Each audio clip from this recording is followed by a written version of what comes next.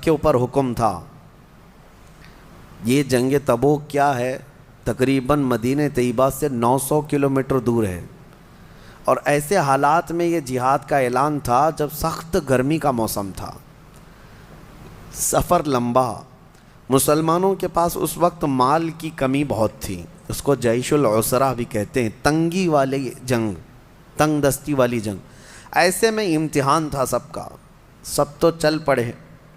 نبی پاک صلی اللہ علیہ وسلم مدینے سے رخصت ہوئے، 3 صحابہ مدینے میں پیچھے رہ گئے.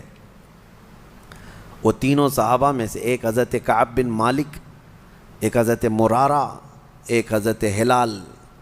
یہ مخلص مومنین ہیں، صحابہ ہیں، منافقین کی بات نہیں کر رہا ہوں، سچے صحابی رسول ہیں، لیکن پیچھے رہ گئے. فوج میں شامل نہیں ہو سکے. حضور پاک صلی اللہ علیہ وسلم کے ساتھ جانا تھا لیکن جا نہ سکے. سب جوان تھے، سب طاقت والے تھے، سب کے پاس حیثیت تھی. کیوں نہیں گئے؟ دیکھیں، جہاد میں نہ جانے کے لیے کچھ عذر ہے، یا سخت بڑھاپا ہے، یا معذوری ہے، بیماری ہے، تو اس کو مستثنی ہے، اس کے لیے ایکسیپشن ہے. لیکن جس کے پاس کوئی عذر نہیں تھا وہ گھر میں بیٹھا رہا. یہ 3 صحابہ ایسے تھے، ان کے پاس عذر تو نہیں تھا لیکن غفلت میں نہیں گئے. کس طرح کی غفلت؟ یہ سوچتے ہوئے کہ ابھی مدینے میں ہی ہے، صحابہ حضور کے ساتھ جا رہے ہیں، اٹھ کر کے شامل ہو جائیں گے. جیسے پیچھے کھڑے رہتے ہیں نا، ابھی امام صاحب تو قرات کر رہے ہیں، رکوع میں جانے کے وقت شامل ہو جائیں گے. لیکن ہوا یہ کہ تھوڑی دیر کے بعد اور سستی آئی، اور سستی آئی. پھر مدینے سے بھی حضور نکل گئے، صحابہ بھی چلے گئے. یہ سوچتے رہ گئے کہ ابھی باہر ہی تو گئے ہیں، نکل کر کے شامل ہو جائیں گے. مدینے سے باہر کتنی دور ہے، دوڑ کر کے شامل ہو جائیں گے. پھر سو گئے اور قافلہ چل پڑا. یہ ہمارے ساتھ بھی ہو سکتا ہے اور ہوتا بھی ہے، اور ہم بہت ساری بڑی بڑی چیزیں کھو جاتے ہیں، نمازیں کھو جاتے ہیں، بہت ساری چیزیں ایسی غفلت کی وجہ سے ہوتی ہیں. بہرحال وہ صحابہ اکرام تھے، رہ گئے، اور نبی پاک صلی اللہ علیہ وسلم کا قافلہ اتنا دور چلا گیا کہ یہ دوڑ کے بھی نہیں پکڑ سکے، مدینے میں ہی رہ گئے. جنگ تبوک حضور صلی اللہ علیہ وسلم تشریف لے گئے. وہ اللہ کے نبی کی نظر ہے، ہر صحابی کو جانتے تھے. آج جو سلام بھیجتا ہے امتی، میرے آقا فرماتے ہیں، اس کو میں اس کے باپ کے نام سے پہچانتا ہوں. تو جو اس زمانے میں صحابہ تھے، کیا حضور ان کو نہیں جانتے تھے کہ کون حاضر ہے کون غائب ہے؟ جنگ میں حاضر ہونے کے بعد حضور نے پوچھا، کعب بن مالک کہاں ہے؟ مرارہ بن ربیع کہاں ہے؟ ہلال بن امیہ کہاں ہے؟ صحابہ نے کہا، یا رسول اللہ صلی اللہ علیہ وسلم، شروع سفر سے وہ ہمارے ساتھ شامل نہیں ہوئے، وہ آئے نہیں. کہا وجہ کوئی؟ کہا کسی کو خبر نہیں. خیر جنگ ہوئی، واپس تشریف لائے میرے آقا مدینہ طیبہ. لمبا سفر ہوتا تھا، 900 کلومیٹر معمولی نہیں ہے. اس وقت پیدل سفر ہوتے، گھوڑوں پر اور اونٹوں پر. جنگ کے بعد جب واپس تشریف لائے میرے آقا صلی اللہ علیہ وسلم مدینے میں، آتے ہی ان تینوں کو بلوایا. کہاں ہیں یہ تینوں؟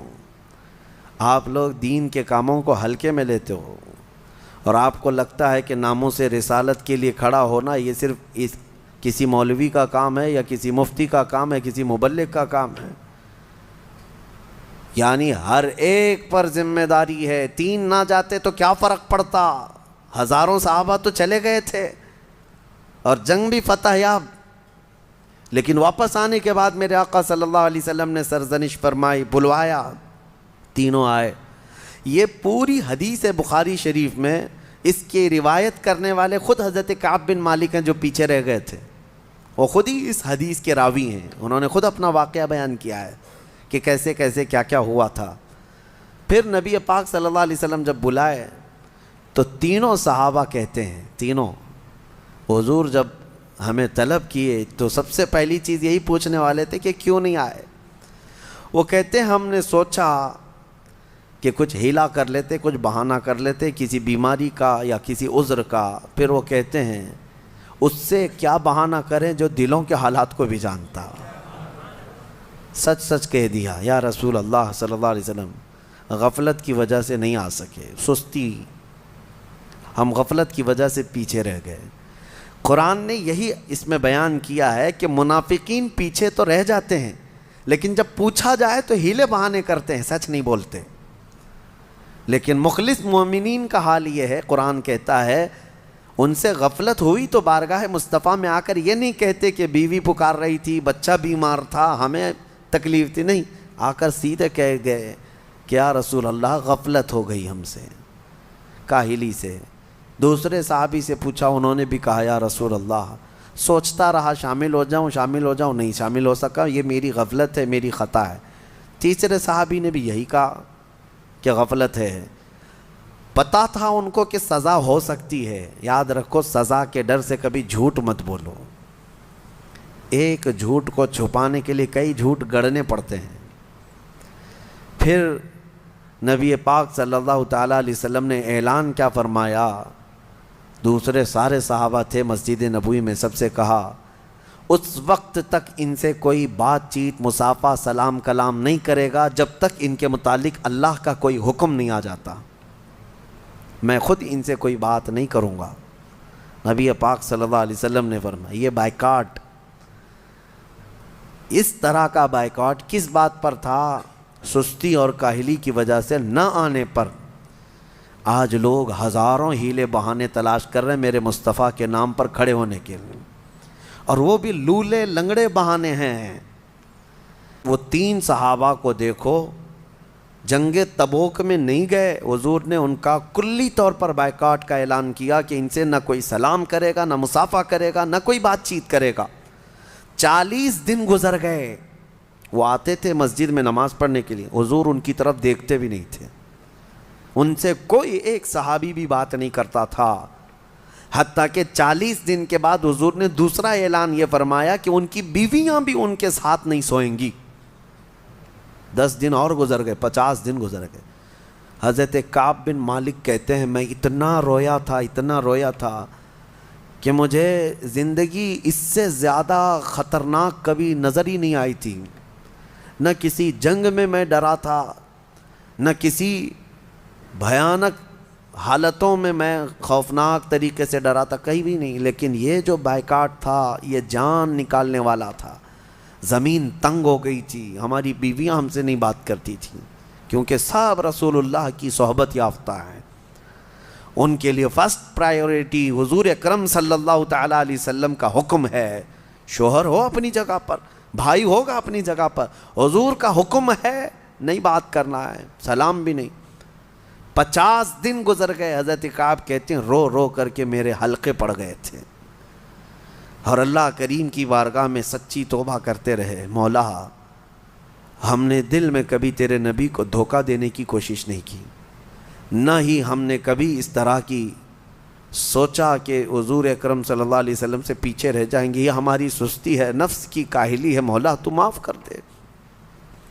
ان صحابہ کے رونے پر مولا کریم رحمت والی آیت نازل فرمایا، اپنے حبیب صلی اللہ علیہ وسلم پر آیت نازل ہوئی، وَعَلَى الثَّلَاثَةِ الَّذِينَ خُلِّفُوا حَتَّى إِذَا ضَاقَتْ عَلَيْهِمُ الْأَرْضُ بِمَا رَحُبَتْ، اور وہ 3 لوگ جن پر زمین تنگ کر دی گئی تھی، اور ایسی تنگ ہو گئی تھی کہ ان کی سانس لینا ان کے لیے مشکل ہو گیا تھا، ثُمَّ تَابَ اللَّهُ عَلَيْهِمْ لِيَتُوبُوا، پھر جب وہ اللہ کی طرف لوٹ آئے تو اللہ بھی ان کی توبہ قبول کر لیا۔ ان اللہ هو التواب الرحیم، بے شک اللہ سب سے زیادہ توبہ قبول کرنے والا، رحم کرنے والا ہے۔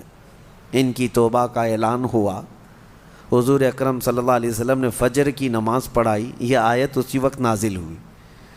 حضور نے یہ آیت جیسی تلاوت کی، دوڑے دوڑے صحابہ گئے ان تینوں کو اعلان کرنے کے لیے، کعب بن مالک خوشخبری ہو، مرارہ بن ربی خوشخبری ہو، ہلال خوشخبری ہو، کہا کیا ہے؟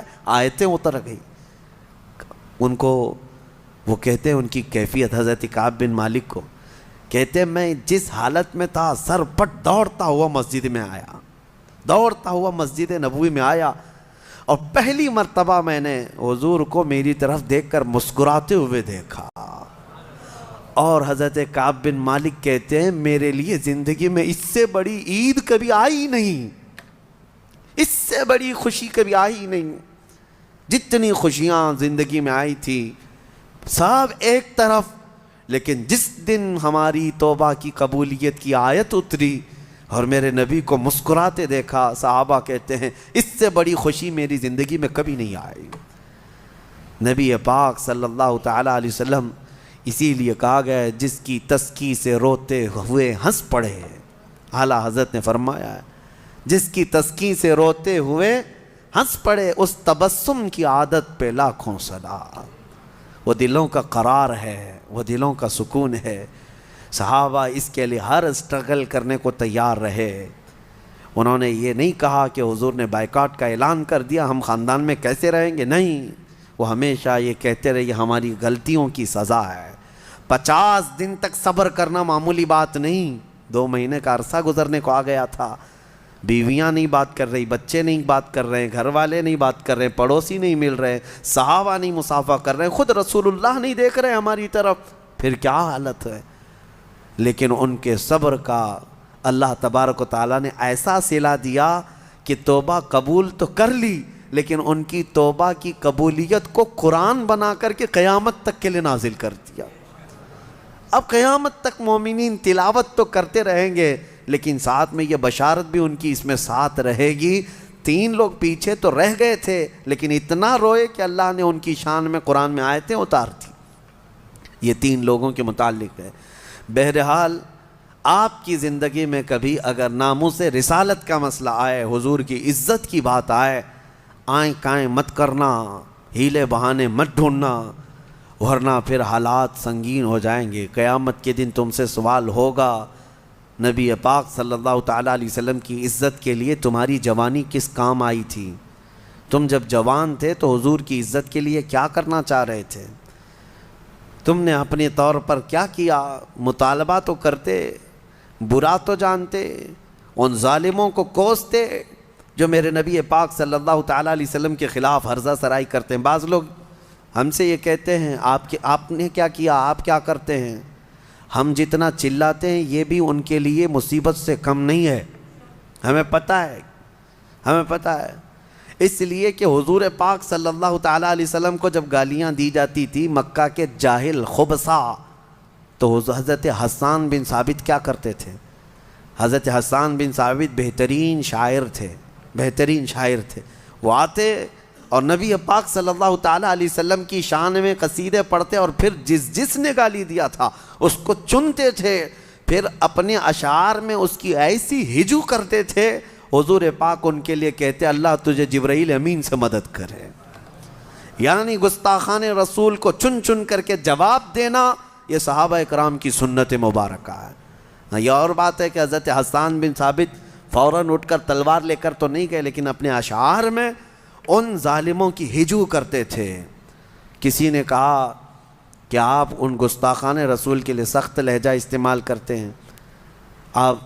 ہم دلی میں تھے تو ہمارے جو انویسٹیگیشن والے آفیسرز تھے وہ بھی ہم سے یہ کہہ رہے تھے کہ آپ لومڑی لومڑی بار بار کہتے ہیں, آپ جس کو جواب دیتے ہیں اس کو پاکنڈی کہتے ہیں, لومڑی کہتے ہیں. ہم نے کہا ہاں بالکل کہتے ہیں, اس لیے کہ جو غار میں گوفے میں چھپ کر کے بار بار اس طرح کے حملے کرتا ہے اس کو لومڑی کہا جاتا ہے. اگر گٹس ہے, ہمت ہے تو آ جائے, جس طرح میدان میں دلی میں اعلان کیا گیا تھا مسجد میں, جامع مسجد میں, اور ہم نے یہ اعلان بھی کیا تھا ان ظالموں اور خبیثوں کی کیا اوقات, ان کی 7 نسلیں بھی میرے آقا کی عزت کے لیے بات کرنے کی ہمت نہیں جٹا سکیں گے. تو گھٹائے سے کسی کے نہ گھٹا ہے نہ گھٹے گا یا رسول اللہ, جب بڑھائے تجھے اللہ تعالیٰ تیرا. لیکن ایک بات ہے میرے عزیزو, آپ کو اللہ تعالیٰ نے جتنی طاقت دی, جتنی استطاعت دی, ظالموں کو منہ توڑ جواب دیتے رہیں اور ان کو ان کی اوقات بتاتے رہیں. اس لیے کہ ہمیں پتہ ہے, آپ کو ایسا لگتا ہوگا ہمارے بولنے سے کیا ہوتا ہے, بہت ہوتا ہے. آگ لگتی ہے, جینا حرام ہوتا ہے. ان کے لیے خفت اور سبکی اور شرمندگی جو ہے یہی ایک موت کے برابر ہوتی ہے. کہ طاقت ہمارے پاس ہے, قوت ہمارے پاس ہے, پورا ڈپارٹمنٹ لے کے بیٹھے ہیں, پوری حکومت ہم لے کر کے بیٹھے ہیں, اور ایک ٹوٹی پھوٹی جماعت کا ایک مولوی ہمارے لیے اتنی چیلنج کا ذریعہ بن جاتا ہے. یہ موت نہیں ہے تو اور کیا ہے. میرے عزیزو, اللہ تبارک و تعالیٰ نے جب تک طاقت و قوت عطا کی ہے میرے نبی کے گستاخوں کو جواب دینے کی جیسی طاقت ہے, جواب دیتے رہو اور اپنا نام ایمان والوں میں شامل رکھو. منافقین میں مت آؤ کہ سن کر کے ایسے ہی کانوں سے لے لیا اور اس کے بعد پھر خاموشی سے سوچتے رہے کہ دیکھا جائے گا، کوئی تو اٹھے گا جواب دے گا۔ بعض جماعتیں ہیں